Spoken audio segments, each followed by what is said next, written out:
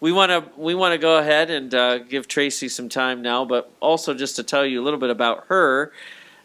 We started supporting her and her ministry back in 2018, which is the first time she was ever in Ireland, and so we're just thankful for all the years that we've been able to be a part of her ministry through our giving and through our praying. By the way, if you would like to get her prayer letter, you can do that. What's the best way? Just to let you know, email. Yeah, give your email address to Traci.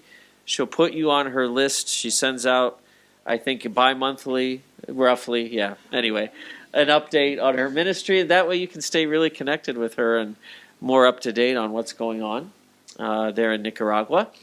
And so she flew in on Friday. Got here Friday. Well, she left Nicaragua Thursday, got here Friday morning with the time difference and everything. And so we've had a good couple of days with her. And Amber's going to come up just because she's known Traci for a long time, going back to teenage years. And so I thought maybe she could come up briefly and talk about her. And I don't know if you have any funny stories, but anyway. What did I say? No, we've known each other since we were teens. Yeah. Right? Yeah, roughly. We worked together at one of the best ice cream places in the U.S., Dairy Queen. So we served, have you ever seen an ice cream cone, the perfect round, and then a little curl on the top, that perfect curl? That was us. We did that. So we worked at an ice cream shop together for a couple years, I think. And we went to different high schools, but we're the same age. We've known each other for many, many years. And then after Pastor Doug and I were married, we actually started attending what became our home church and our sending church. And that's where Traci was a member as well. So we reconnected in that way.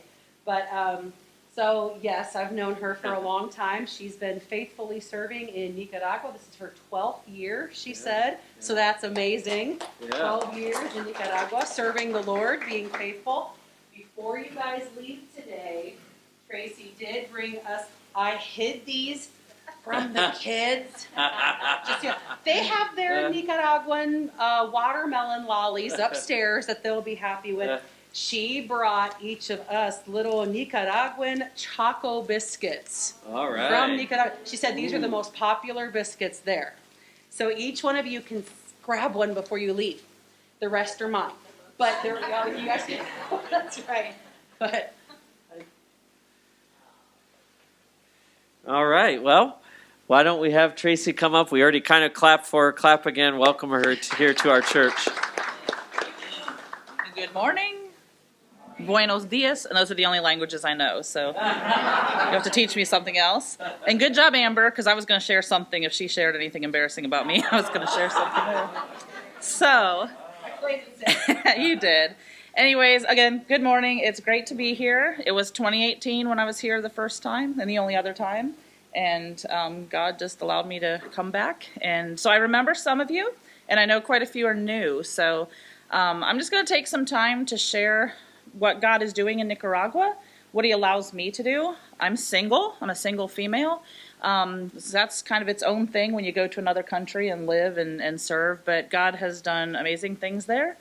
And I like pictures. I'd rather you look at pictures than look at me anyways, and so I'm going to put these pictures up, and some of them will go kind of quickly, so you need to blink. Don't blink, actually. But one of the biggest things that we as missionaries focus on is church planting. So I'm not a pastor, but I definitely have helped plant a church it started right as COVID started. Like seriously, the Sunday before everything just exploded on COVID, we started this church. So the first year or two was a bit rough trying to keep services going, but I had been going to a church there for about 5 or 6 years when the pastor asked me, his son, Luis Carlos, and then 3 of I'll call them my Impacto youth, and I'm going to talk about Impacto at the end of the time. But we went and we found a property that had banana trees, and we took our machetes and our shovels, and we just cleared the land so that we could build the church that we now meet in. It has no walls. we have a roof, and we have a floor. And it's great because, you know, the chickens and the dogs can come in as well. We one time had a baby cow headed toward us. But we store all of our stuff in the bodega there, and so every Sunday morning we come out and we clean off all the presents the dogs have left us and clean off all the tables that have the presents the bats have left us. And we set out all the chairs and the tables, and we meet together just as you all do, where we meet all together, and then we separate the kids and the adults. So of those three Impacto youth, they were actually our Sunday school teachers. And they're young people. They're, I think when they started, about 15, 14, 16 years old. And so they would help each teach a class and work alongside us. Pastor Luis is young. He's actually an architect, but he just felt a calling to serve the Lord as well. And so he did some training in what we call our Church Planting Institute, and he does a great job with the kids. He just recently got married, and so his wife has also joined us in that. Now, I mentioned the church planting.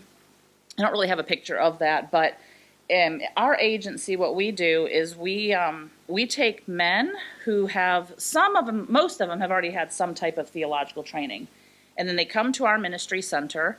For about 2 years, they come every month for several days, and at the end of the 2 years, we send them out to plant churches.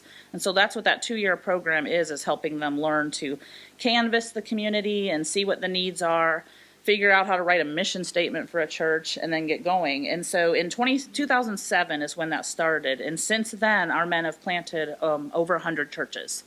And so it's exciting. For me, I have my main church, but then I also go out to these other churches and help do things like Bible studies and teaching and training. And so Luis Carlos went through that and helped get us going. My first 3 Impacto youth returned back to the mother church that we call it, and we got several others. So Jocelyn is currently one of our teachers there. And then I've just got some pictures of the kids. Most of our church is kids.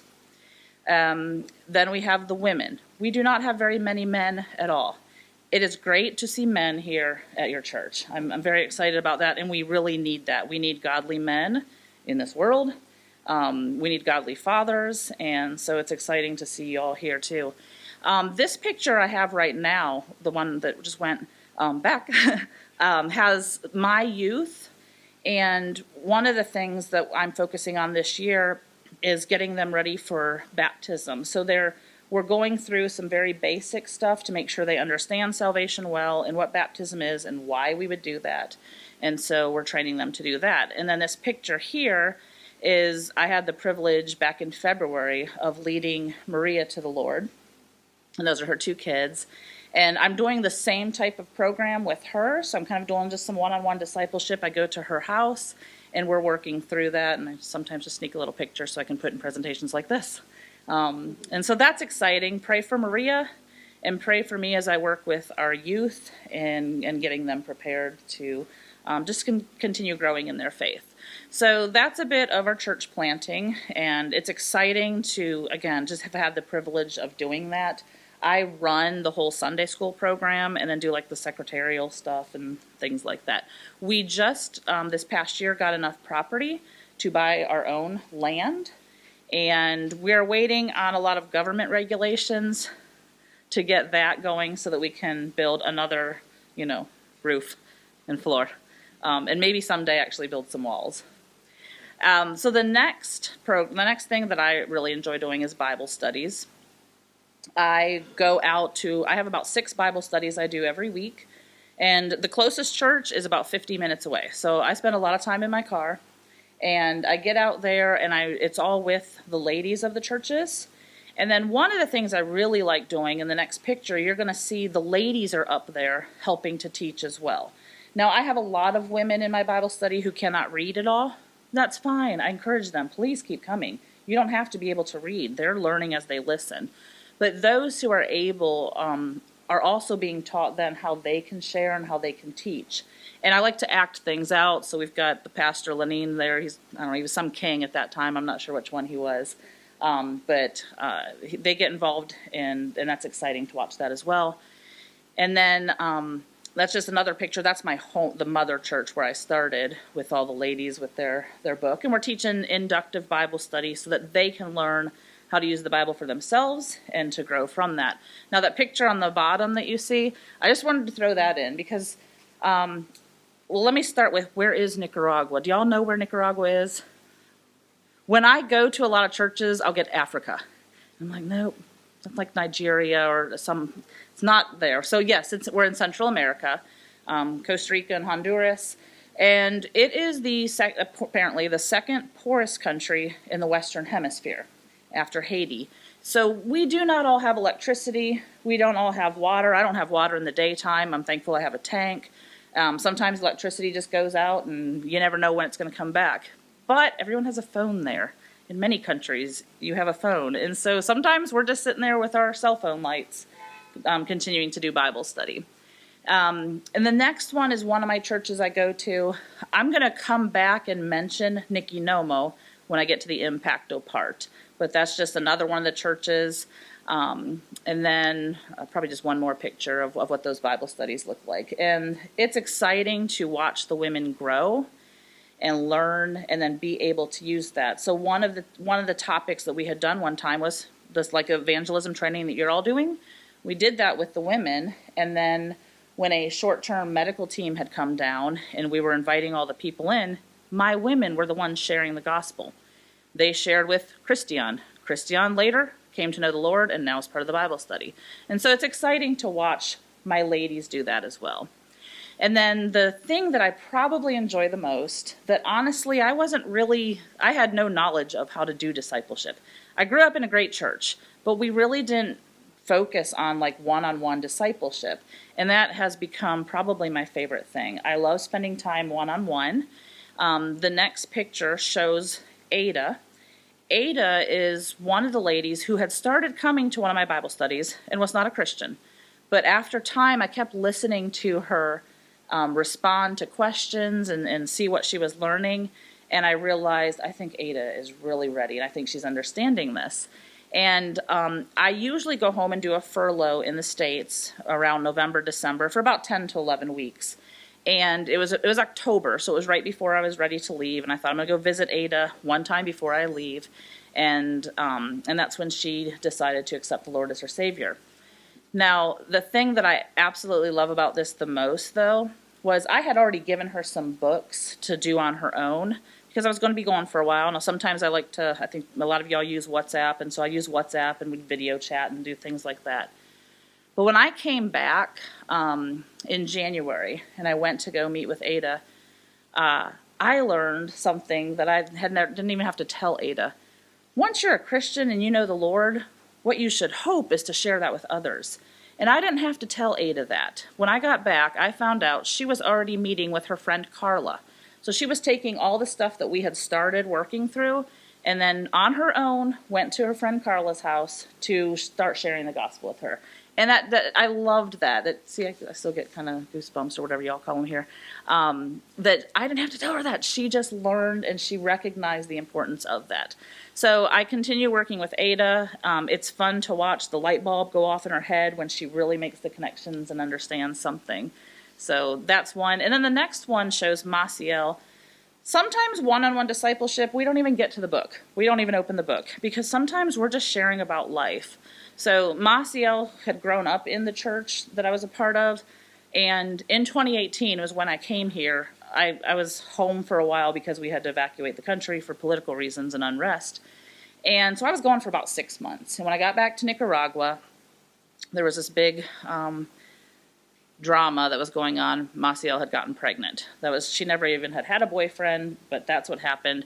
She was afraid that when I would come back, I would just leave her because she's now an unmarried woman and she's pregnant. And I was never going to do that. And so part of discipleship, too, has been walking alongside Maciel and helping her to just get back into church, because for a while she just didn't even want to be back in church. She wasn't accepted well. The church did not do a good job with walking alongside her through that time. But those are some of the things that I do as well. And she's now back at the new church plant that we're doing. And she's a great teacher, and I use her in other ways, which I'll share again later too. But that's part of the things I really like about discipleship as well, is just watching people grow. And I learn some of this stuff that I'm walking with my ladies, with Lilium and Ada, is stuff that, like, I learned 40 years ago. I'm old, I feel old now, but I've been a Christian for 40 years, and I still enjoy opening the very first basic steps in the program we're doing, and being reminded of what salvation is, who we are in Christ, what amazing grace and mercy have been given to us. So, discipleship. Then, education. I love teaching. Teaching is not my original profession. I'll come to that in a minute. But I really enjoy teaching. So once a week, I go to a Christian school, and goodness, I have from first grade all the way up through, we go through 11th grade there. So fifth year, whatever y'all call secondary here. And so I teach there. And in the next picture, I think that's probably Maciel there. So I take her now. She and her sister come. Lilium, one of my other young ladies, come, and they help teach alongside us. And Lilium and Maciel are excellent at teaching, and so I love giving them that opportunity to do that. So education, very much enjoy that. The next part of my ministry that I do that was not something I really planned on doing was counseling. And I do a lot of one-on-one counseling. That was not something I was ever trained to do. But it's just so needed, and especially with the women there. Xiomara is actually in the top picture. Xiomara was the wife of a pastor who decided to go off with another woman, and so she was completely left with just devastated. She just lost this identity that she had as the pastor's wife, as the leader of women's ministry in the church. Again, her church did not do a very good job even just walking alongside her, and just kind of snubbed her. And she felt like the only person who was even reaching out to her was me. I did a lot of counseling with her, just marriage. Again, I'm single. Y'all remember that, right? So I've never been married. I have no experience with marriage. I have a lot of married friends, and I love that. I've probably listened to more marriage sermons than most married people, and have read married books, because back in the day, I thought I would be married and have 6 kids, and I knew their names and everything. But one of the things that she said one time that kind of cracked me up is she says, "How is it that you are so good at marriage counseling and you're single?" And I was just using the Bible. I was just using things on forgiveness and communication and love. The next slide is going to show what my profession is, but I have medical. I'm a nurse practitioner, and so I had a lot of experience there. And so I was able to just walk along with Xiomara through that. Now, there was also my picture of my car. That is because in Nicaragua, we don't just have a park you can go to. In most of the places, we don't have a coffee shop or tea shop or whatever you have here. And so sometimes it's just sitting in my car with a volcano in the background and doing one-on-one counseling and praying with my people. So again, I'm actually a nurse practitioner by training. Do y'all have nurse practitioners here? Do you know what that is? Yeah. So I'm an advanced nurse. I can see my own patients. I can prescribe medicine. I can order x-rays and all those kinds of things. That's what I originally planned to do when I was headed to Nicaragua. I was going to go and work alongside a doctor and work clinics throughout the churches. I was on the field for about a month when that broke through, and the doctor actually had to return to the States. So I'm not one to just sit and let the grass grow, so I figured out other things to do. And that's how I got involved in teaching and training and Bible studies and things like that, which again, I love. But I do still love being able to use my medicine. And so some of it's just missionary medicine, or I call it mommy medicine. Another missionary calls me, "Can you come look at my kid's ears? Can you come listen to our heart? Listen to my son's lungs, he's coughing really bad. Can you accompany me to the doctor because I don't know how to speak the language?" And then I love hosting teams. And so I'll get short-term teams from the U.S. of doctors, nurses who will come down to Nicaragua. And what I love about the medical opportunities we have is people who would not necessarily go into a church for church will come to the church for medical care. And so it's kind of this wedge that opens the door that invites people in. And as I had already mentioned, like the ladies in my Bible study, they then have this opportunity. Every single patient that came through, they would just share the gospel with. They would just offer to pray for them, and they would share the gospel, and we would have people come to know the Lord who were really just there to get some kind of antibiotic or something. So I really love that opportunity. And then it introduces the people to the pastor. And so I like to keep my clinics kind of centralized in one area outside the church and not spend too many days there. If I spend too many days, then I've got people coming from 6 or 7 hours away, and that pastor can't keep up with them. So I do short little visits, and we'll see the people there, and then I can get out, and I pass all the information on to the pastor afterwards, who's able to follow up with the people. So I very much appreciate that. And there's just one more slide of the medical ministry that I do and love, and will keep doing as well. After the medical ministry, I mentioned that I am the Sunday school director at my church, but because we have all of those church plants, another thing I have the privilege of doing is going out to those churches and teaching the women how to teach. So this is kind of a simple thing I show people that we'll have. Again, I have teachers who can't read either, and that's okay. But they have no training in how to teach. And so one of the things they'll do, for example, is they'll show a picture of whatever. We have Noah and the ark here. And they're just talking like this. And some kid from over here gets up because they want to see what this picture is. And the teacher's just like, sit down, sit down. You need to pay attention to what I'm doing. And then there's some kid over here who also wants to see it. And the teacher has no concept of, let's show our pictures like this. So very basic. That I spend some time doing and training, and then I get them supplies, crayons and coloring pages, curriculum that they can use, staplers and tape and all that kind of stuff that's just nice to have. So that's one of the things I really enjoy doing. And then the last thing I really enjoy doing is called Impacto de Vida. So the next picture is my absolute favorite picture of my time in Nicaragua. That was, Danielle at that time was probably 11 years old. There was a short-term team that had come from the U.S. down to work in my church. And it wasn't my team, but it's my church, and so I helped to do interpreting for them. And they were great at just doing door-to-door evangelism. Now, I don't know how that works here. In the U.S., that does not work really well.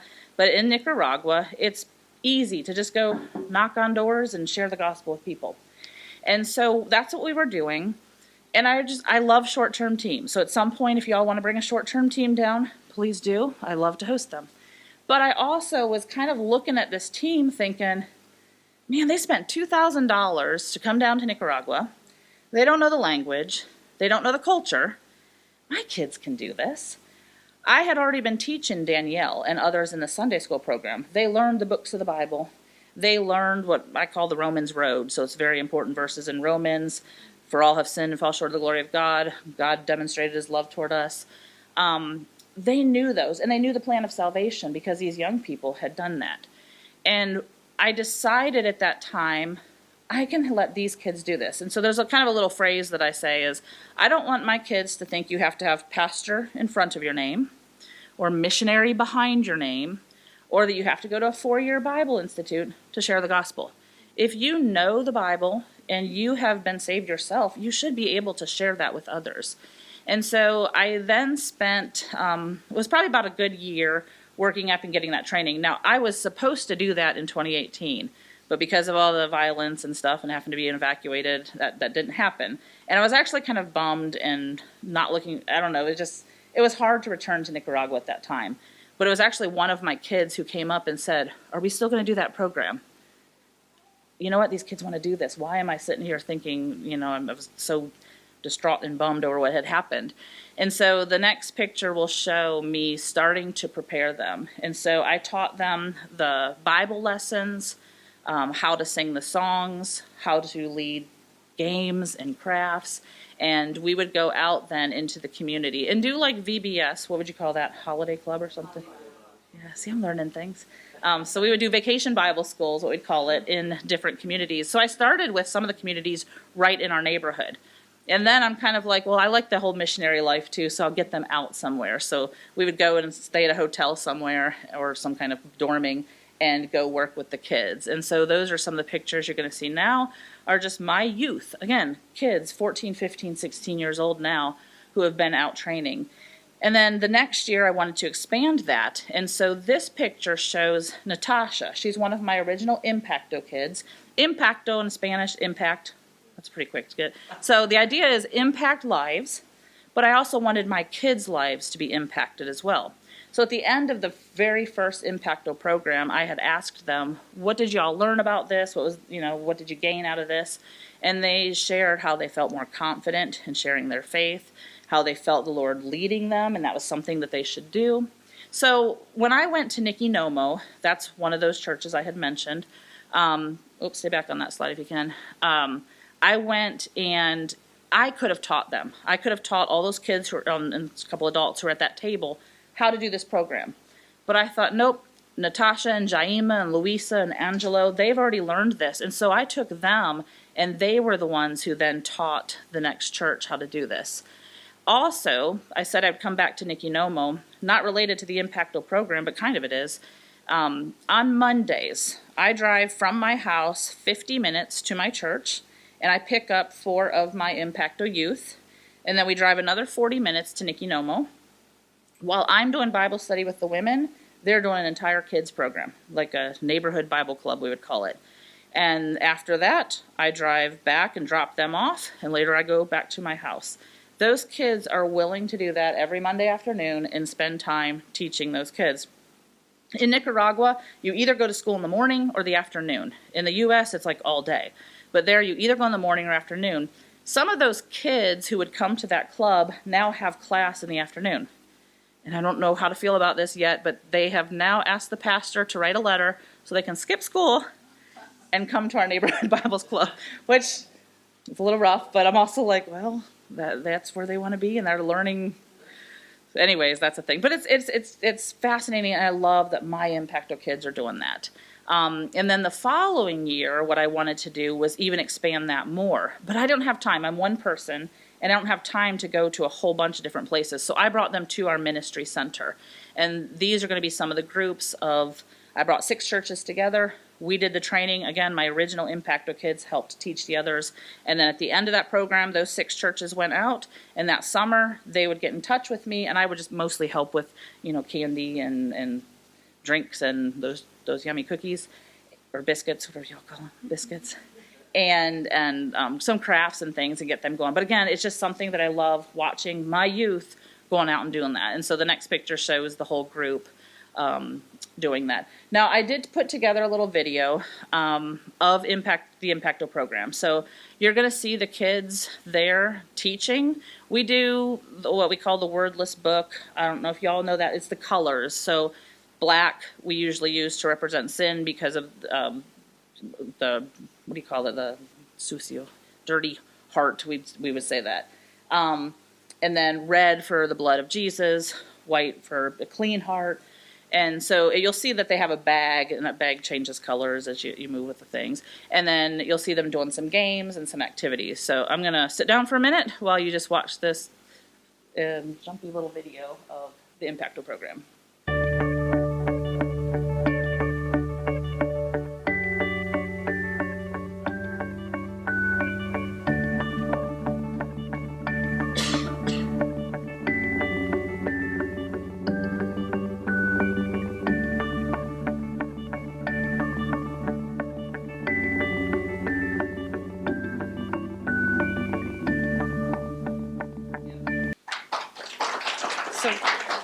Thanks. I mentioned I love discipleship, and this Impacto de Vida program has been the highlight of my 12 years in Nicaragua. So we're continuing to just expand that and allowing my youth to continue sharing the gospel. So that's the last of my pictures. There might be a minute or two for a couple questions if you have them. I wanted to say thank you for your support. Again, you've been supporting me since 2018. Your feet may not be down there, your hands may not be touching the kids, but you are part of that, and it's an honor to be able to do what the Lord has called me to down there. So thank you for that. And then, is there time for questions, or do you need to? So if you don't have any questions, either you're bored and just want to leave, or I did such an amazing job. But if you have questions, I do like to answer questions. So are there any questions? I just did such an amazing job. Yeah, I just focus on Spanish. There are some missionaries who come down to do English or Spanish, English as a second language and things, but all mine's Spanish. So I'm kind of fluent, but I know there's still some things I don't say correctly. But anyways, do you have a question then too? I just had a question about the volcano. Oh. I mean, how close have you gotten, or how close have you taken? Yeah, so Nicaragua's tagline is the land of lakes and volcanoes. We have the largest lake in Central America that has sharks in it, and we have a lot of volcanoes that are still active. So the one is called Messiah Volcano, not like Jesus Messiah. It's Masaya. And from my church, the new church plant, I am 4 kilometers from there to the crater. And that is an active volcano that we used to be able to drive up to and look down at the lava. When I say used to, around February they closed it because it caved. There was a landslide and it caved over. And so right now, pretty much every day we get this notice that the volcano may blow. And again, I'm 4 kilometers from there. So they've closed it down for visiting right now, but so far it's not blown. And we just hope it doesn't. But some of our other ones do. So there's another one this week that did erupt some. Yeah, so I've got a lot of volcanoes near me and around me. There's one I can even, so y'all don't get snow here, so you've probably never been sled riding a little bit. But we can go volcano boarding, and so you hike up the volcano and you sit on this board and you slide down, and not many people can say they've sled ridden down a volcano. But yeah, so I also enjoy that part of Nicaragua as well. The food's great, the animals are great, the birds are beautiful. It's hot. It is either hot and wet or hot and dry. It rains 6 months of the year, and then it's just dry and dusty and dirty for the other 6 months of the year. So this green that I'm seeing is lovely. It's beautiful. Also, you have good milk here. Nicaragua milk is what you like buy off the shelf. So it's in a box off the shelf. It's not cold. It's like baby formula. So anyways, so it's been lovely to have milk and see green grass here. And it's light until 10 o'clock. So we get dark around 6 or 6:30 year round. So this has been lovely. Just to put it in perspective for our church people, it is 35 degrees there today in Managua. Yeah. 35 degrees. And that's not even the hottest. We get 40. We'll get 40 sometimes. Oh, yeah. Yeah, and just humid. I'll hang out my clothes to dry, and it takes 3 days, and they're still not dry because of the humidity. So, good time. Who wants to come to Nicaragua?